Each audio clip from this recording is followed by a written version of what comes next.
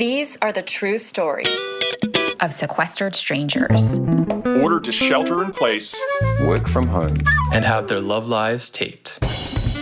Find out what happens when people stop wearing pants and start getting real. This is the real world, I think. with love under lockdown.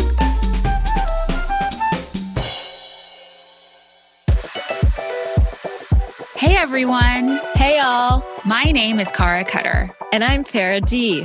and we're longtime friends currently under shelter-in-place orders in the city of San Francisco. During a recent Zoom happy hour, we found ourselves wondering how our single friends were handling virtual dating. And if any of our wedded friends are ready to kill each other. And then we got curious to know how others were faring in this unique time of COVID. And just like that, Love Under Lockdown was born. We have spoken to people all over the U.S. and abroad, including A woman who describes herself as the hall pass mistress in a marriage on the rocks. a newly single born-again Christian who's treated to a third date at Costco. An entrepreneur who found himself missing sex parties, so he took them online. A recently incarcerated reality TV star nursing a broken heart. And so many more. We are excited to share our favorite stories with you, as well as a few tips and party tricks we've picked up along the way, like how to be virtually flirty and keep the phone sex dirty. All in all, we've been blown away by the spirit of creativity that has prevailed as people have figured out new ways to connect. One of our most burning questions was around virtual courtship, like when do quarantine daters move from the screen to the sheets? Lucky for us, we found Caitlin, who took us behind the mask of socially distant dating with a story that'll have you choking on your banana bread. So here we go. So Caitlin, we found Caitlin in our own backyard of San Francisco. We searched the world and we found the best story in San Francisco. Not surprising. Her story is really interesting because we get to discuss kind of how courting is in this time of COVID and how people even go from the virtual dating, meeting someone on an app, and then progressing to a point where they actually meet each other in person. And I'm not going to give anything away here, but this story is amazing because Caitlin was actually ghosted by the person with whom she is about to go on a quarantine dating adventure. I mean, the concept also that you can be ghosted and possibly unghosted is kind of interesting. Oh, I like that. Unghosted. Yeah. And her story, it really takes you on a ride of interesting, some moments.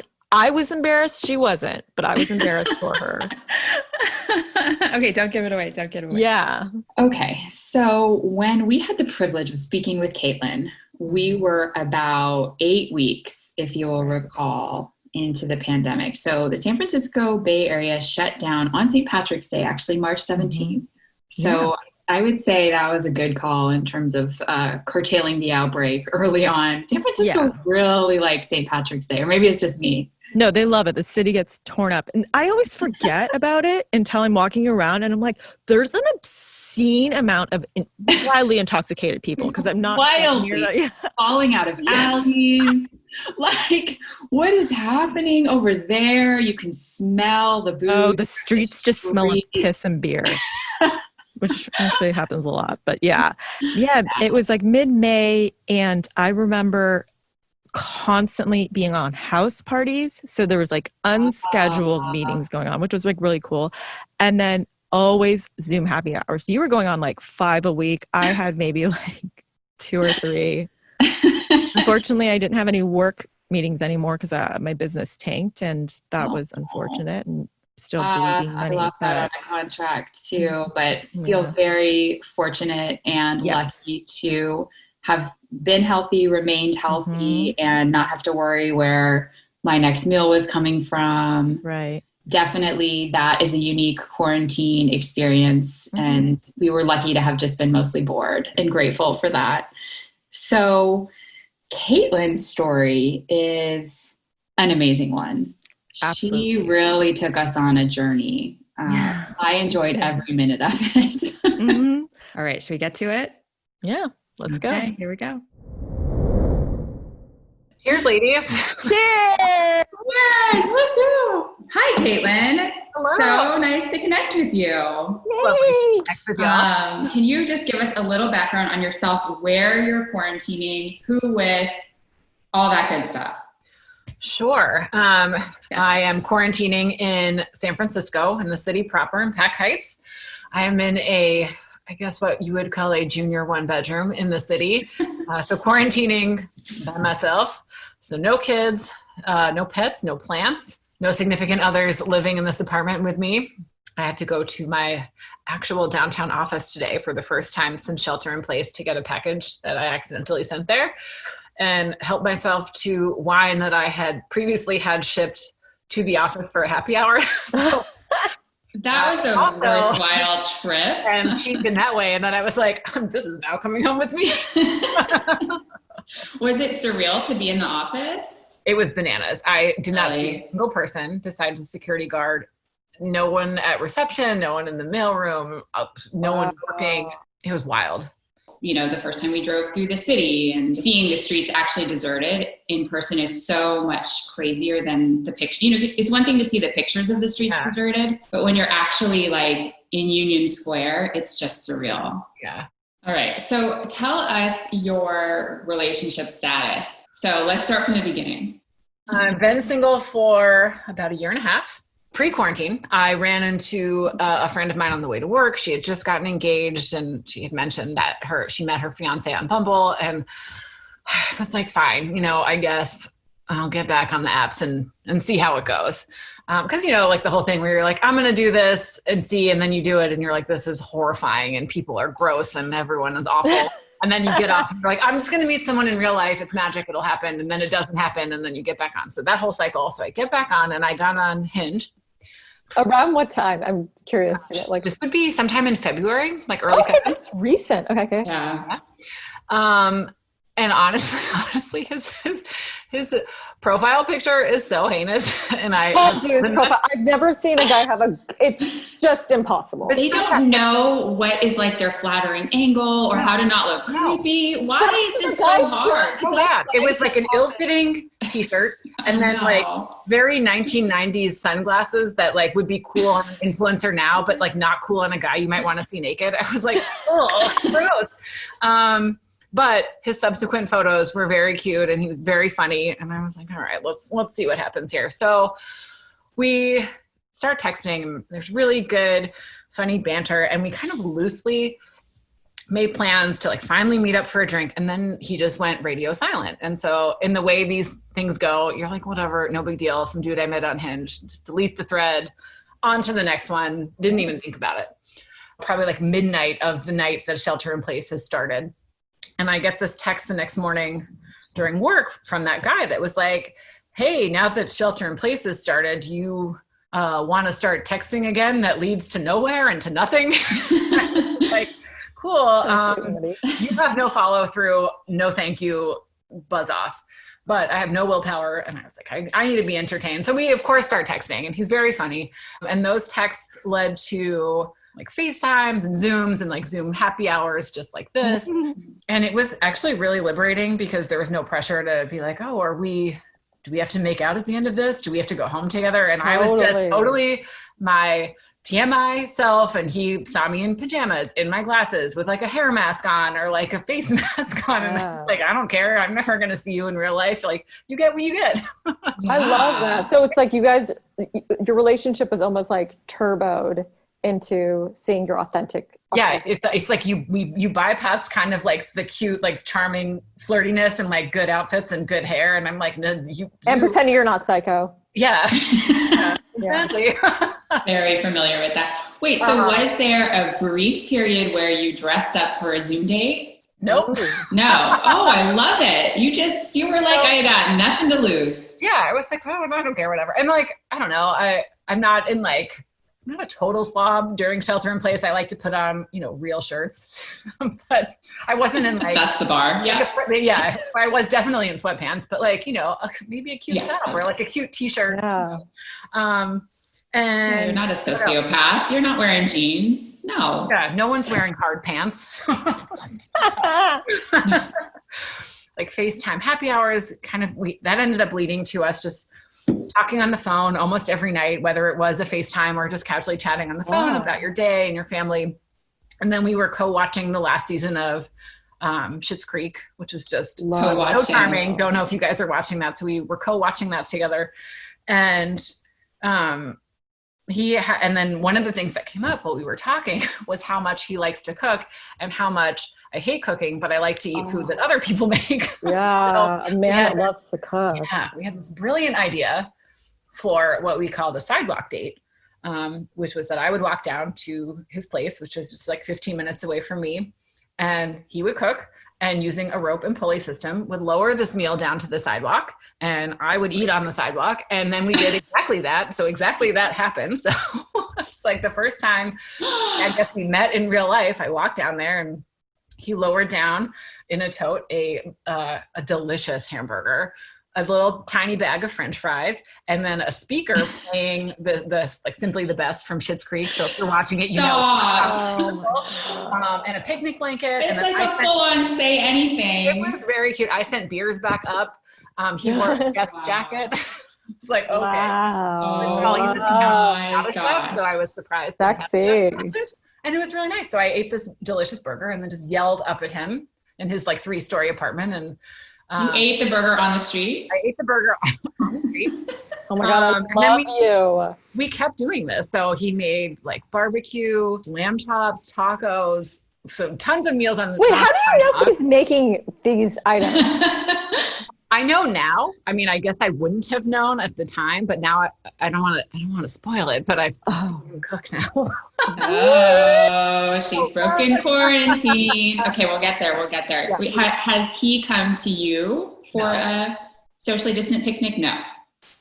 There have been picnics. He's not been in my apartment, but so I'll keep going on this sidewalk adventure. I love it. So people definitely gave me like weird looks, because when you see somebody drinking on the street in San Francisco, they're like, something is wrong with you. You were up to no good. But then they would like look up and see him and then scream yelling. So they'd be like, oh, okay, this is adorable. You guys are so cute. Yeah. And I was like, it's just me. I'm the adorable one. And like the same guy and his dog would keep walking by. The dog's name was Jackson. So I just kept like making friends with his neighbors that would walk by and their pets. And that eventually, like, I was like, I don't even know if you have legs, because I've only seen you from like the shoulder up, or what I can see like in your window or on a video screen. So we like started taking walks around the city. So we walked to Buena Vista for their Irish coffees to go. We did like a Domino's pizza party in the park. So Domino's Pizza does not deliver to my Pack Heights apartment because it's too fancy, but they will deliver to Lafayette Park. So we had a delicious picnic there. And you're walking 6 feet apart, or walking 6 feet apart. So no touching at this point. Haven't kissed, haven't like, no idea like if there's even chemistry. Wow. We walked to the Mission one day. We went to, the Lazy Bear Camp Commissary that they have, where you can get takeaway sandwiches and cocktails and 6 mile adventure. And I'm going to throw out that at this point, he has seen me take Lactaid, because I am so lactose intolerant, but I want to eat all the cheese. Okay. So he has seen me take a Lactaid before, you drink like milk and whiskey and an Irish coffee, or you eat a Domino's pizza. So just want to preface this next part of the story with that he is very aware that I am lactose intolerant. So we have these like walking dates, and finally he's like, do you want to come up to my house for dinner? It's been like 4 or 5 weeks. We have not touched each other. We're clearly like isolating alone. We're not hanging out with other people. And I was kind of wary, but I was also really curious, like, what does his apartment look like? Is there even chemistry? Or are we going to do another 6 weeks where we're like not touching and we're friend zoning and it's weird? What if he smells bad? I know. And like, who guys are weird. You never know what you're going to find in there in an apartment. It could be like a mattress on the floor, or it could be like a beautiful castle. You never know. Yeah. So go over there. This is probably like 3 weeks ago from now at this point. So go over there for dinner. And you walk in, his apartment is beautiful, like beautiful views of the bay, and you can see the bridge and Alcatraz and Palace of Fine Arts. So it's like sweeping views of the bay, really interesting art, great books. It's nicely decorated. And by like San Francisco standards, frankly, a mansion because it's a full 1-bedroom. And then and there's a dining room and there's a washer and a dryer and there's a garage and a Peloton annex. Oh my God, so much space. And I was like, oh my God, this is amazing. And then I was like, great, you can never come to my poor person bedroom now. I thought I had a big apartment, but I do not. And he had told me ahead of time, he was like, I'm going to make a vodka sauce, which I don't know if you know this, it's a cream-based pasta sauce. And I was like, fine, I will bring the lactate. I'm in. So cute. However, this fool serves me a cheese course to start, the cream-based vodka sauce over lobster, a cheesy garlic bread, and then a homemade ice cream sandwich for dessert. And it was delicious. Like I ate all of it. I went back for more. I have no self-control. And then at the same time, I think because we were like probably nervous about being in each other's like actual presence for the first time in real life, we had like 2 bottles of red wine and 2 bottles of champagne before we kissed for the first time. So then we kissed, and the good news is, well, there's chemistry. And then the bad news is about like a minute later, I was like, oh no. And he's like, what? And I'm just like, oh no. And then ran to the bathroom. Oh no. This beautiful, all white, pristine, 11-foot tall ceiling bathroom, and projectile vomited everywhere, all over the place for like half an hour. And I only say how tall the ceilings are because definitely I barked on somehow on the ceiling, even though I pointed down.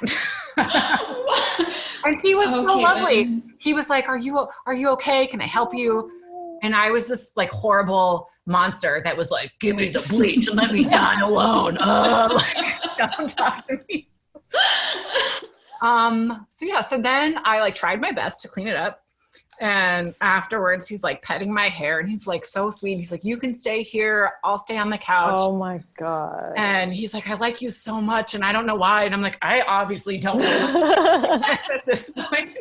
No one has the answer to that question in this moment, but we think we're getting there. It's like, I'll drive you home. And I'm like, you're too drunk. I insisted on walking home alone at 3 a.m., which is a terrible idea. I'm sorry, Mom. I did it anyway. I just was like ill and like sweaty. And I was like, I just want to be by myself. So I walk home. It's like 3 a.m. My boss calls me at 7 and she's like, hey, I can't make this call in New York. Can you leave this at 8? And I was like, okay. Oh my gosh. But then I was on these lovely work calls, like little half an hour calls from like 8 to 4 all day, just like green and kind of slimy. And he calls to check in at the end of the day. And he's like, how are you feeling? Are you okay? And I was like, gosh, I'm so sorry. This is from lactose intolerance? This is from like being drunk, right? I think this is both a combo of heavy cream and also basically 4 bottles of booze. Yeah. Just dumb decisions and no self-control. Oh my God. You keep saying you have no self-control, no willpower, This is also why I was on the phone with my therapist before I talked to you guys. Oh, okay. Was that the theme of the call with your therapist? Yeah. Yeah, you keep saying that. I have a feeling you have self-control, willpower. You're holding down a job. Yeah. You have a beautiful apartment behind you that I can see a good 1/6 of. So honestly, to have done that many dates and not have touched, I honestly don't think I would have done that in my single days. It's been a while, but like I feel like I remember my form of self-control would be, I'm not going to shave my legs. Yes. and then I would have sex and it would just be like, I just like mortified. Yeah. I'm like, I have no self-control. Like to me, it's like the fact that you went on all these dates, that's so much self-control. Definitely. Well, I feel like I get really anxious and uptight on like regular first dates. Where I do feel like there's a lot of pressure to like make some kind of decision if you want to get physical by the end of the date or not, especially here in San Francisco. There's that arbitrary like 3 date rule where like on the third date, if you're not sleeping together, there's no point in hanging out. And that makes me wildly uncomfortable. And I think for as much of like an extroverted and outgoing person and like friendly person as I am, I'm much more reserved when it comes to my body, my feelings, who I want to get intimate with. And so for me, this whole like shelter in place way of getting to know somebody is like just my speed. Like I love a good slow burn and I love not rushing into anything. And this is your jam. My jam. Quarantine's your jam. We're all like weirdos in our own way. And I'm like, you can now get to know like I don't know, the kinder, like nicer, softer side of me the more you get to know me versus like right off the bat where I'm a little like, I don't know you, I'm going to keep you at like arm's distance. So it's been really nice. But yeah, he called to check in and he's like, you don't need to be embarrassed. And I was like, I'm not embarrassed. Like you tried to poison me. So this is embarrassed. Yeah. You know I'm lactose intolerant. Yeah, I'm like, you served cream or dairy in 4 different courses. Right, that's right. And then he keeps, even now, he's like, I made you this cheesecake. Do you want a grilled cheese? And I'm like, are you messing with me or are you stupid? I don't know. No DTRs, but I'm definitely not going to bring it up. What's DTR? Define the relationship. Okay. Oh, I've never even heard that. Me either. Oh, y'all have been married too long. Yeah. Or engaged. So I've had some friends ask if I would be open to that conversation, and I would, but I don't want to be the one to instigate it. But I'm along for the ride right now, and it's really nice. Do you know he's not lowering meals to other women? I don't know. I would be surprised if he was. That's a lot of effort. I can't imagine like putting that much effort into multiple people. Oh, I'd have to know. I'm too psycho. I'd have to ask. Okay, I feel like I have a pretty, and who knows if this is right, I feel like I have a pretty good gut feeling or intuition if somebody is interested in other people besides me, having dated other people who have been interested in other women besides me. And you just know where there's like, response is different, or why didn't, like, I hear from you like every day. Why didn't I hear from you the last like 3 days? And you know something. I think there's a lot in the cadence of communication, even if it's short and, not like you're talking for 3 hours, but if it's regular and predictable, I think there is something to that. Yeah. I also think that if you're willing to listen to it, your intuition is very strong. Like a woman's, if you're the type of person who's tuned into your intuition, you do just... Yeah, absolutely. So with your man, like I don't know what to define him because you're DTF, but like this guy that you're, or not Wait, I need to know if you've gotten intimate yet. This is an important detail. Yes. So I did not obviously spend the night when I barfed. No, not that night. Did spend the night a few nights later, but it was very PG. I wore sweatpants and I kept my sweatpants on the whole night, but I did let him touch my boobs. But also, let me tell you, sleeping in just sweatpants and no shirt is so uncomfortable and so hot. But I was like trying to be good, whatever. And then the third time around, I was like, I'm over it. I am DTF, as the youth would say. As a youth. And I was pleasantly surprised, and it was great. So really? Because you also, that's like another thing. You never know what a guy's apartment is going to look like, and you never know what like your first like intimate sleepover is going to be like, and if things will mesh well, and but it was nice. So you're killing it. You're killing it. Yeah, crushing it. Something you said twice, and I really related to it. I love that you kept referring to people as weirdos and yourself as a weirdo. And I just am curious to know how you think that you're weird. Great question. On one end, I've been like a mature woman with a great career and like can put my business hat on at the same time. If you're going to tell me a joke about farts, I'm probably going to laugh about it. Love making a bad pun, love bad movies. I guess these things aren't that weird. I guess it's like when celebrities get on that path of being like, oh, I'm such a dork. Like, okay, fine. We're all dorks. Like, I don't know. Well, what's weird, but it's kind of cute to think about what could be wonderfully weird about you and your man together. Like when you find the two weirds. I mean, I think maybe our love for fat kid foods. Like, I don't know. So what's next for you and this guy? When are you speaking next? When are you seeing each other next? Well, we talk on the phone every night, so I imagine we will chat shortly after this call. And we have a very cool spreadsheet in Google Docs that outlines the list of foods I want to eat, foods he wants to cook, and restaurants we want to go to either for takeout or when COVID is over. So, wow, you guys are such. You guys are. Yeah, okay. That's how you're weird. I have a really romantic food spreadsheet. Which to be continued. Thank you so much. And good luck with this new and budding relationship, and you're killing quarantine. Keep it up. Yes, you are. Woo! All right. Thank you guys. Thank you, Caitlin. Have a good night. Thanks for listening to the first episode of Love Under Lockdown. We really appreciate it. If you have any stories or requests for stories that you would like to hear, or even questions you'd like to ask, you can email us directly at loveunderlockdown@gmail.com. Or you can connect with us on Instagram at lul.pod. That's at lul.pod. We would love to connect with you there. And we're going to be posting some adorable pictures of Caitlin's sidewalk date, as well as linking to her food spreadsheet. So if you're a foodie or appreciate food the way that Caitlin does and want to get a glimpse into what she's looking forward to eating and what her significant other is looking forward to cooking for her, definitely check out their foodie spreadsheet. Thanks again for listening to the first episode of Love Under Lockdown. I love watching shit that hits different later, by the way. Have you seen Mrs. Doubtfire?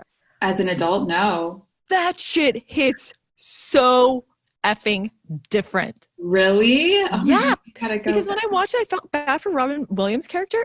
The second time I watched it, I only feel bad for the mom. I'm like, she was a lawyer in San Francisco. She's fucking holding down this busy. beautiful house. And the deadbeat dad doesn't have a job, doesn't do anything. She comes home from work. The house is a mess. He didn't do a thing.